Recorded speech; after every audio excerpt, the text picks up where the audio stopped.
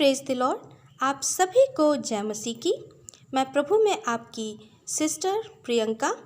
बच्चों, आज हम पढ़ेंगे मत्ती रचित सुसमाचार अध्याय 7 मैथ्यू चैप्टर 7 वर्स 7 to 11, जहाँ पर इस प्रकार लिखा है, मांगो तो तुम्हें दिया जाएगा, ढूंढो तो तुम पाओगे, खटखटाओ तो तुम्हारे लिए खोला जाएगा। क्योंकि जो कोई मांगता है उसे मिलता है, और जो कोई ढूंढता है वह पाता है, और जो खटखटाता है उसके लिए खोला जाएगा। तुम में से ऐसा कौन मनुष्य है कि यदि उसका पुत्र उससे रोटी मांगे तो वह उसे पत्थर दे, या मछली मांगे तो उसे सांप दे? अतः जब तुम बुरे होकर अपने बच्चों को अच्छी वस्तुएं देना जानते हो, तो तुम्हारा स्वर्गीय पिता अपने मांगने वालों को अच्छी वस्तुएं क्यों ना देगा। तो बच्चों, यहाँ हम जो पहला वचन देखते हैं वह है, मांगो तो तुम्हें दिया जाएगा। कौन कह रहा है मांगो? परमेश्वर प्रभु यीशु मसीह कह रहे हैं। किससे कह रहे हैं? प्रभु यीशु मसीह हम विश्वासियों से कह रहे हैं। इसका मतलब हमारा परमेश्वर पिता चाहता है कि हम उससे मांगें। इसके बाद हम देखते हैं, ढूंढो तो तुम पाओगे। यहाँ प्रभु यीशु कह रहे हैं हमसे कि ढूंढो तो तुम पाओगे, मतलब परमेश्वर चाहता है कि हम ढूंढें। और फिर प्रभु कहते हैं, खटखटाओ तो तुम्हारे लिए खोला जाएगा। मतलब परमेश्वर पिता चाहता है कि हम खटखटाएं। अब हमें यहाँ जानना है कि हमें मांगना क्या है, हमें ढूंढना क्या है, और हमें कहाँ पर खटखटाना है। तो बच्चों, इसके लिए पहले मैं आपको बताना चाहती हूँ कि इस दुनिया में जितने भी विश्वासी और अविश्वासी हैं, विश्वासी का मतलब जो प्रभु यीशु के लोग हैं, जो यीशु की शिक्षाओं को मानते हैं, वो विश्वासी हैं, और अविश्वासी वह हैं जो प्रभु यीशु को नहीं जानते। तो बच्चों, यहाँ प्रभु यीशु मसीह विश्वासी को क्या मांगने के लिए कह रहे हैं? बच्चों, यहाँ हम अब देखेंगे कि हमें क्या मांगना है प्रभु से। तो जैसा कि हम जानते हैं कि हमारा प्रभु यीशु मसीह हमसे अनंत जीवन की और स्वर्गीय बातें करते हैं, और उन चीज़ों की बातें करते हैं जो कभी खत्म नहीं होने वाली हैं। तो यहाँ पर हमारी जो सबसे पहली और बड़ी ज़रूरत है वो क्या है? वो है कि हर एक मनुष्य की आत्मा नरक के आग से बचाई जाए। और वह तब होता है जब हम प्रभु यीशु मसीह को अपना एकमात्र प्रभु जानकर अंगीकार करते हैं, और उसके बलिदान पर विश्वास करते हैं कि उसके लहू से हमारे पाप धुल गए, और हमारे हिस्से की सज़ा जो मृत्यु थी उसने अपने ऊपर ली, और फिर वह तीसरे दिन जी उठा। और हम अपने पापों से मन फिराते हैं और हमें पवित्र आत्मा मिलता है।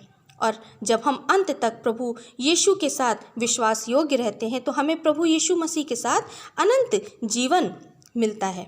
तो हमें यहाँ प्रभु से क्या मांगना है बच्चों? हमें यहाँ प्रभु से पवित्र आत्मा की अगुवाई मांगना है, और प्रभु यीशु का साथ मांगना है, और स्वर्ग की आशीषें मांगना है, उद्धार मांगना है जो सिर्फ प्रभु यीशु मसीह से ही हमें मिलता है। क्योंकि प्रभु यीशु मसीह ने क्या कहा है कि मार्ग, सत्य और जीवन मैं ही हूँ, और बिना मेरे कोई पिता परमेश्वर तक नहीं पहुँच सकता। अब हम बात करेंगे इस दुनिया के वस्तुओं की जो सेकेंडरी हैं। मतलब जब हम इस दुनिया में हैं तो बच्चों, जाहिर सी बात है कि हमें इस दुनिया की चीज़ों की भी ज़रूरत पड़ेगी। इस दुनिया में अच्छे से रहने के लिए हमें इस दुनिया की चीज़ों की ज़रूरत पड़ती है, जैसे खाना, कपड़ा और बहुत सारी दूसरी चीज़ें। तो प्रभु यीशु मसीह मत्ती रचित सुसमाचार मैथ्यू चैप्टर 6 वर्स 33 में कहते हैं, इसलिए पहले तुम परमेश्वर के राज्य और उसके धर्म की खोज करो तो ये सब वस्तुएं भी तुम्हें मिल जाएंगी। कौन सी वस्तुएं? संसार की नाशवान वस्तुएं। मतलब हमें इस दुनिया में रहकर पढ़ाई भी करनी है, नौकरी भी करनी है, लेकिन हमें किसी बात की चिंता नहीं करनी है, क्योंकि हम जानते हैं कि स्वर्ग में हमारा एक परमेश्वर पिता है। वह हमें हर वक्त देख रहा है, और हमारी हर एक ज़रूरतों के बारे में उस पिता को पता है। इसलिए हमें किसी बात की चिंता नहीं करनी है। हमें सिर्फ प्रभु यीशु मसीह के बताए हुए रास्ते पर चलना है, और अपनी हर एक ज़रूरतों को अपने पिता परमेश्वर और प्रभु यीशु मसीह से बताना है, जो वो पहले से जानता है कि हमारी ज़रूरतें क्या हैं, उसे पता है। लेकिन हम परमेश्वर के लोग अपनी कोई भी ज़रूरत, अपनी कोई भी समस्या सिर्फ अपने प्रभु यीशु मसीह को ही बताते हैं, और वह हमारे लिए इंतज़ाम करता है।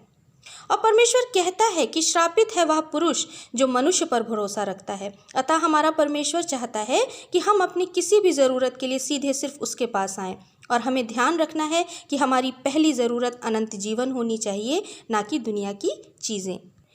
क्योंकि दुनिया की कोई चीज़ अगर हमें थोड़ी कम भी मिल जाएगी तो हमारा काम चल सकता है, या फिर बहुत सी ऐसी भी चीज़ें हैं बच्चों जो हमें नहीं भी मिलेंगे तो हमारा काम चल जाएगा। लेकिन अगर हमने प्रभु यीशु मसीह की बात को नहीं माना और अपना समय प्रभु को नहीं दिया, और अगर हमने प्रभु यीशु मसीह के सामने अपने गुनाहों का अंगीकार नहीं किया और यीशु को अपना एकमात्र प्रभु जानकर ग्रहण नहीं किया, और अगर हमें पवित्र आत्मा नहीं मिला, तो हम प्रभु यीशु मसीह के साथ अनंत जीवन के लिए नहीं जा पाएंगे, और ये हमारा सबसे बड़ा लॉस होगा।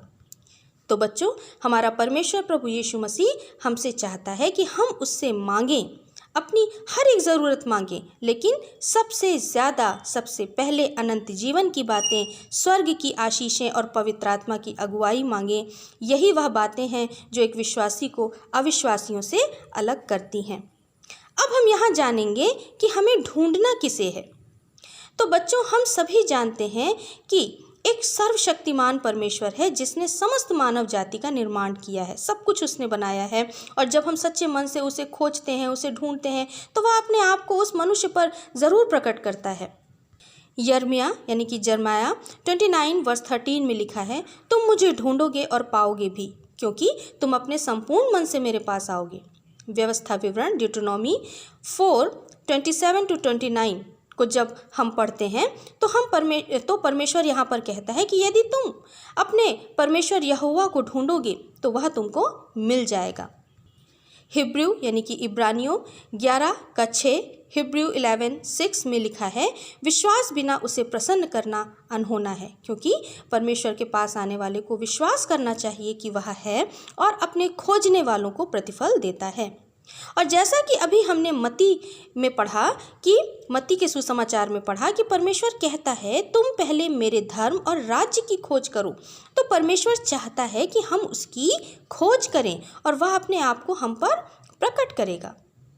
अब हम जानेंगे कि हमें कौन सा दरवाज़ा खटखटाना है। तो बच्चों, यहाँ खटखटाने का मतलब है कि परमेश्वर चाहता है कि हम उसकी भेदपूर्ण बातों को जानें, और परमेश्वर कहता भी है, तू मुझसे प्रार्थना कर और मैं तुझे भेद की बातें बताऊंगा जो तुम अभी नहीं जानते।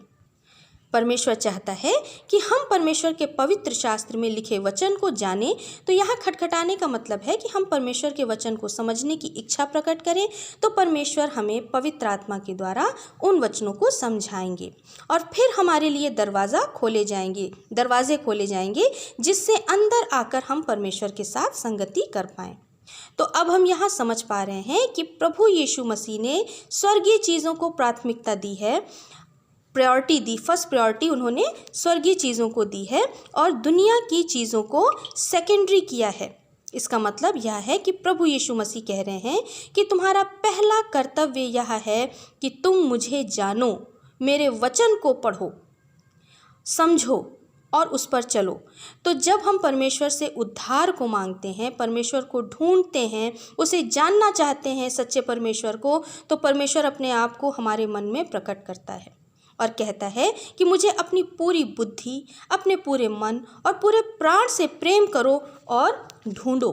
तो बच्चों, जब हम परमेश्वर से मांगते हैं तो हम उसे अपनी इच्छा बताते हैं कि हमारी इच्छा क्या है, क्योंकि परमेश्वर भी हमारे मुंह से सुनना चाहता है कि हम दुनिया की चीज़ों को सेकेंडरी करके स्वर्ग की चीज़ों को उससे मांग रहे हैं और वह प्रसन्न होता है। इसके बाद परमेश्वर कहता है कि तुम में से ऐसा कौन मनुष्य है कि यदि उसका पुत्र उससे रोटी मांगे तो वह उसे पत्थर दे, या मछली मांगे तो उसे सांप दे। अतः जब तुम बुरे होकर अपने बच्चों को अच्छी वस्तुएं देना जानते हो, तो तुम्हारा स्वर्गीय पिता अपने मांगने वाले को अच्छी वस्तुएं क्यों ना देगा। तो यहाँ पर परमेश्वर अच्छी वस्तुएं किसे कह रहे हैं? अच्छी वस्तुओं का मतलब है परमेश्वर का राज्य और धर्म। अच्छी वस्तु स्वर्ग में अनंत जीवन है। अच्छी वस्तुएं स्वर्ग की आशीषों को कहा गया है। अच्छी वस्तुएं हैं पवित्र आत्मा की सहभागिता, उसकी अगुवाई। तो यहाँ पर परमेश्वर हमें यह बता रहे हैं बच्चों कि जब मनुष्य पापी स्वभाव का होकर भी अपने बच्चों को अच्छी वस्तुएं देना जानता है, तो जब हम अपने परमेश्वर पिता से मांगेंगे, जो पवित्र है, दयालु है, अनुग्रहकारी है और पहले से हमारी सारी आवश्यकताओं को जानता भी है, जब हम ऐसे परमेश्वर से अच्छी वस्तुएं मांगेंगे तो वह हमें क्यों ना देगा। मतलब जो संसार की वस्तुएं हैं, जब हम परमेश्वर पिता से मांगते हैं तो, और जब परमेश्वर पिता जानता है कि वाकई हमें उन चीज़ों की ज़रूरत है, तो वह वस्तुएं वो हमें देता है।